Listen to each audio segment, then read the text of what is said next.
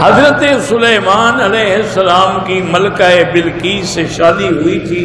بہرحال مجھے کارڈ نہیں آیا، نہ میں شریک ہوا. اب مجھے کیا پتا. پہلے مجھے آپ یہ بتائیں، کہتے ہیں نا کسی سے ناراض ہو جاتے ہیں، ان مسائل سے آپ کو کیا فائدہ؟ ہوئی تھی یا نہیں ہوئی تھی؟ آپ کو کیا تکلیف ہے؟ آپ کی رشتہ دار کی آپ کو تکلیف ہے، انہوں نے زبردستی اٹھا لی تھی.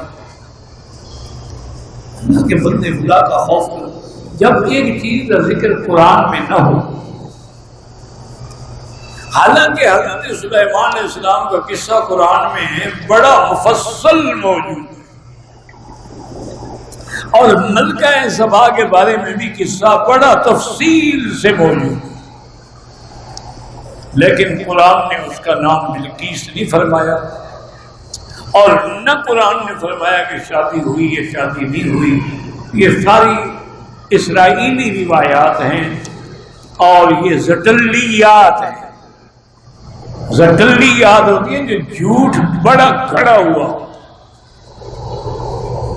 ایسی ایسی باتیں کتابوں میں لکھی ہیں، پڑھتے ہوئے شرم آتی ہے کہ جی حضرت سلیمان نے جنوں کو حکم دیا کہ ایک بہت بڑا ہاؤس تیار کریں، اور ہاؤس کے اوپر جو ہے وہ شیشے کی چھت ڈالیں، اور شیشے کا رنگ اور پانی کا رنگ ایک ہے. اور فرماتے ہیں کہ پھر حضرت سلیمان علیہ السلام سامنے کرسی ڈال کے بیٹھ گئے، حکم دیا کہ اب ملکہ کو لے آؤ میرے ساتھ ملنے کے لیے. تو صاف بات ہے کہ جب ملکہ آئی اور درمیان میں دیکھا گیا تو پانی ہے، تو فکشفت عن ساقیہ، تو اس نے فوراً اپنی پنڈلیوں سے کپڑا اٹھایا کہ میں پانی میں جاؤں گی. وہ کہتے ہیں کہ اصل میں حضرت سلیمان یہ دیکھنا چاہتے تھے کہ اس کی پنڈلیوں پر بال ہیں یا نہیں ہیں.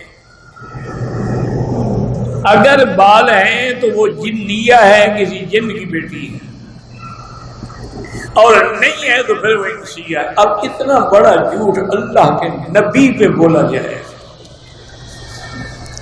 اگر خدا کے پیغمبر بھی عورتوں کی پنڈلیاں دیکھنے کے لیے کروڑوں کا خرچ کر سکتے ہیں، تو موجودہ میں عمراء اور اغنیاء کو کیا گلا دیں گے؟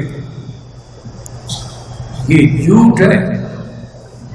اگر حضرت سلیمان نے معلوم بھی کرنا تھا، جن کے پرندے تابع تھے، ہدہد نے جا کے خط پہنچایا. اس میں آدم والا اس کا تخت لے کے آ گیا، وہ نہیں بتا سکتے تھے کہ جنی ہے یا انسی ہے، کہ آپ کو پنڈلیاں دیکھنے کی تکلیف ہو گئی. اصل بات یہ نہیں تھی. بات یہ تھی کہ جب ملکہ آئی اور اس نے دیکھا کہ آگے تو اتنا بڑا پانی ہے، تو اس نے فوراً اپنی پنڈلیوں سے کپڑا ہٹایا. تو اس کو کہا گیا کہ بی بی کیا کر رہی ہو؟ صرح ممرد من قواریر، یہ تو شیشے کی چھت ہے اوپر، کوئی پانی آپ کو تکلیف نہیں پہنچا سکتا. قالت رب انی ظلمت نفسی واسلمت مع سلیمان للہ رب العالمین.